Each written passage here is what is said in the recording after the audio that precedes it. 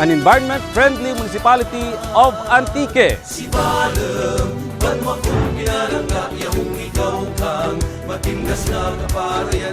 Sibalom is a second-class municipality and one of the 3 interior towns of the province.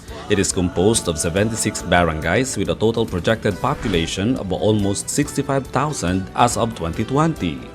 Like other local government units, the municipality of Sibalom identified solid waste as one of the priority problems and endeavors to achieve its goal for zero waste management through the concerted efforts of various sectors from planning to legislation to implementation and with the strong political will of the local chief executive. Our daily waste generation baseline in Sibalom is approximately 23 tons, based on the waste generation per capita of 0.37 kg per person per day. The types of waste generated in Sibalom are 84% compostable, 6% recyclable, 9% residual, and 1% special. The quantity of waste disposed by the municipality is about 2.3 tons daily or almost 840 tons per year based on the Waste Analysis and Characterization Survey or WACS. We have 3 major challenges in the implementation of our solid waste management program in Sibalom. First is the absence of the legal framework. Sibalom has no 10-year solid waste management plan since 2000 to 2017 and no solid waste management ordinance. The second challenge is the lack of enforcement mechanism. We have no strict implementation of segregation at source and segregated collection, particularly in the households and the public market.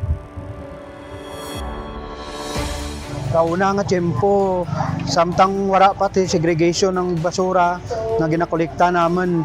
Duro gid ang basura. Siguro gaabot kami kauna sa 4 tubtabanam kang truck natin ay diyan. Puro gid ra buta kay manan mo kauna nga tiyempo ang mga tao aros tanan nanda nga basura sa balay nanda. Gusto gid nanda ipadara sa may truck. The third is the lack of compliance mechanism. Until at present, the municipality has no sanitary landfill facility, but since 2011, the municipality has already an available lot for the establishment of SLF and has undergone geo-environmental assessment by the Mines and Geosciences Bureau, Region 6.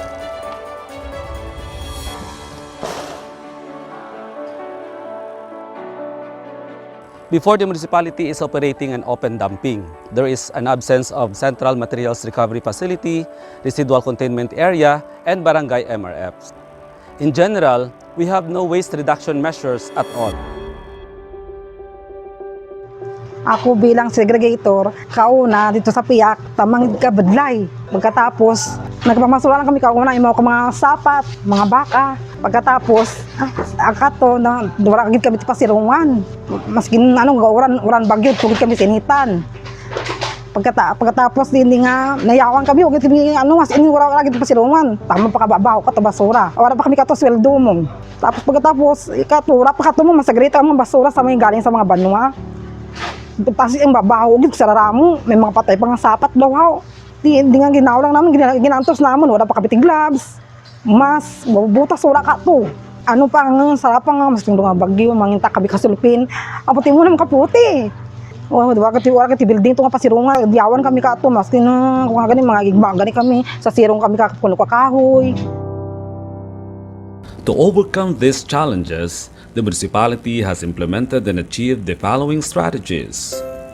The approval of the 10-year Solid Waste Management Plan by the National Solid Waste Management Commission on November 2017. The approval of the Solid Waste Management Code in 2016. The strict implementation of the ordinance, particularly on no segregation, no collection policy that started in 2017. Hiring of personnel for Environmental Enforcement Unit and deputation of solid waste management enforcers.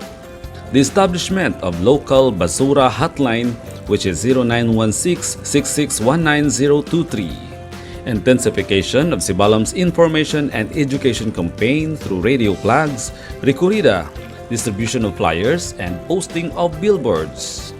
The establishment of residual containment area and alternative technology for residual recovered waste. production of recycling projects, various composting methods for biodegradable waste such as the vermicomposting, takakura composting, fermentation, and windrow composting, the implementation of Bayan-Co Linisco program and the Adapt Panestero cleaning program, which are simultaneously done by the 76 barangays of the municipality. Strong linkages with other national agencies such as the Environmental Management Bureau, Department of Science and Technology, Department of Labor and Employment, Department of Trade and Industry, and the support of the Deputy Speaker and representative of the province of Antique. Above all is the strong political will of the local chief executive to strictly implement the ordinances and the Republic Act 9003 and 100% implementation of the segregation at source and segregated collection. The total budget intended for the solid waste management program of the municipality of Sibalom has reached more than 26 million from 2019 to 2021, in which more than 21 million were funded by the local government unit of Sibalom.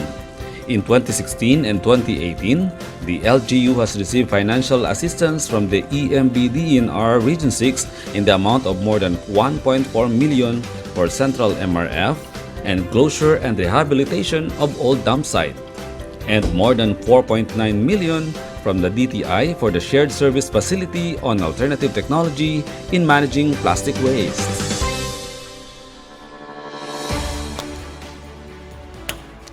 With the strong support of our previous and present local chief executive, the operations of our materials recovery facility is sophisticatedly improved by using this mechanical sorting conveyor with hopper for secondary segregation.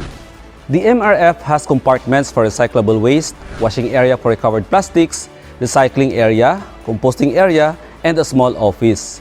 It is now manned by 10 segregators with the assistance of at least 8 laborers assigned in the RCA and Eco Park. Before we started in 40 coverage barangays for our segregated collection, but with the installation of our sorting conveyor, we are now collecting 70 coverage barangays or 92% of the total number of barangays in the municipality. With the operation of Central MRF, the municipality has achieved its 84.5% waste diversion, which is higher than the 2021 target that is 81% based on the 10-year solid waste management plan. The success of the Central MRF operation was achieved because of the effectiveness of waste diversion and reduction measures with the 100% strict implementation of segregation at source and segregated collection in the municipality. The composting project of Sibalom at the Central MRF was started on February 2020 using a shredder and rotary composter provided by the Department of Agriculture Regional Field Unit 6 and the EMB Region 6. The composting project was improved by the use of a rapid composter on February 2021. The latter was procured by the LGU Sibalom due to the large volume of compostable waste from the poblacion and public market. We are now innovative in our composting operation by using this rapid composter. The equipment has a squeezer that produces an instant liquid fertilizer which can be directly applied to the plants. The soil enhancers produced from the projects were used to grow and produce organic vegetables. Besides its benefits, the derived incomes were used in the improvement of the Sibalom Ecological Solid Waste Management Park. With this, the waste reduction of compostable waste within the poblacion, public market, and other public areas in the municipality was increased by almost 50%. The operation of the Sibalom's Residual Containment Area or RCA was started in 2018. The area is divided into two. The clean and dry recovered plastic waste are directly stored in the 180 square meter RCA of the MRF building. The wet and unclean recovered plastics are washed and dried and stored also in the RCA. This recovered plastic waste will undergo alternative technology. On the other hand, the unrecovered residual waste are placed in a separate 50 square meter RCA secured with wall and roofing. Now, Sibalom has acquired more than 10 types of machine and equipment for alternative technology.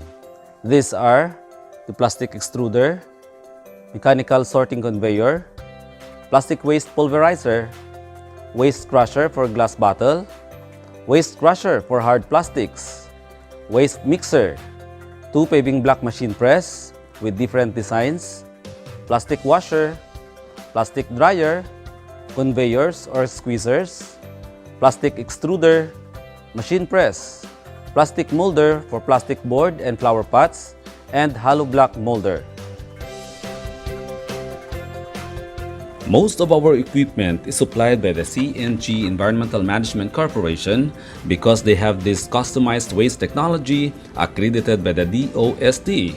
Sibalom has already the complete set of machines in producing various plastic products that will reduce a large volume of recovered residuals in a short period of time. After 4 years of having an RCA, the municipality has achieved 4.5% of waste disposal instead of the 9% target for 2021 based on the 10-year solid waste management plan. The operation of Sibalom's alternative technology clearly mitigates environmental problems of the municipality by eliminating 5.5% of its waste disposal. The municipality of Sibalom is now on its priority goal of reaching its 90% waste diversion through composting and recycling. At present, all recyclables are not collected by the municipality except in public market and those that were not accepted by the junk shops in the barangays. The crucial part in the solid waste management operation is how this recyclable waste be turned into something that are useful and marketable. The collected recyclable waste in the MRF are taken care of by 3 job orders. These wastes are properly stored in its respective compartments and classified as acceptable by the junk shops. Other recyclables such as hard plastics and glass bottles that are not accepted by the junk shops shall be used for production of eco-bricks, pavers, and other plastic products such as flower pots through an alternative technology. The waste diversion for recyclable waste from the population, public market, and other public areas in the municipality was increased by more than 60%. This is because many junk shops and mobile scrap buyers are operating in the municipality.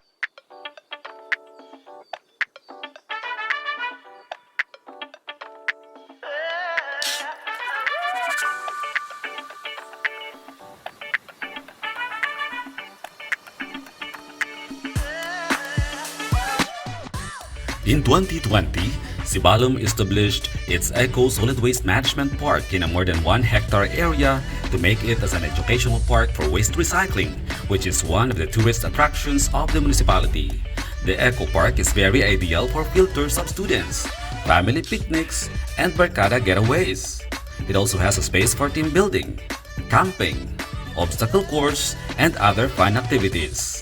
The park has utilized the recyclable materials, recovered residual waste going to the MRF and RCA, such as plastic in a bottle, glass, and tires. The eco bricks produced were used for landscape. The soil conditioner was used for the nursery, vegetables and flower garden, mini arboretum, forest, and fruit-bearing trees. The park also became the best way to reconnect the visitors to nature and make them realize the importance of proper waste management by having a clean and healthy environment. With the continued innovation and development of the solid waste management program of the municipality, it has attracted attention of the Sibalomnons and visitors from other municipalities as an educational destinations in the region. The park has become an inspiration that urges and motivates cooperation of the Sibalomnons to support 100% waste segregation and segregated collection in the municipality. This can clearly become a climate change mitigation measure and problems on waste utilization and disposal by eliminating more than 300 tons of plastics that will go supposedly into the landfill every year. Kinahanglan ginato no ang isa strong political will ng isang local chief executive para malabot o ma-achieve ang zero waste management sa aton banwa, syudad o probinsya. Kami dyan sa banwa kang Sibalom paagi sa akon nga administrasyon mga tugrugig kang priority para sa amon solid waste management program. sa mga pinalangga ko nga Sibalom nun, imuunta nga mangin malimpyo kag bataway ang aton banwa. Kag suportaran ta ang solid waste management ang aton nga banwa. Durugid nga salamat.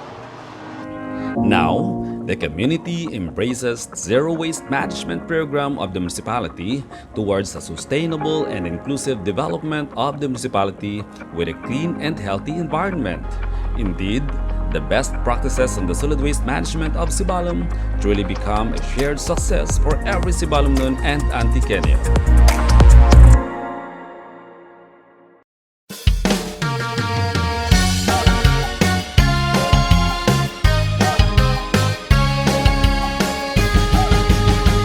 Dalirin ka mo, imaw kita, manglimpyo sa palibot ta, basura mo di pagrapta ha, kag-isarig sa iba, kada balay di paglipatan, berutangan ka basurahan, painan ang mapuslan, kag makwartahan. Kung wala di basura, matawhan ang palibutan.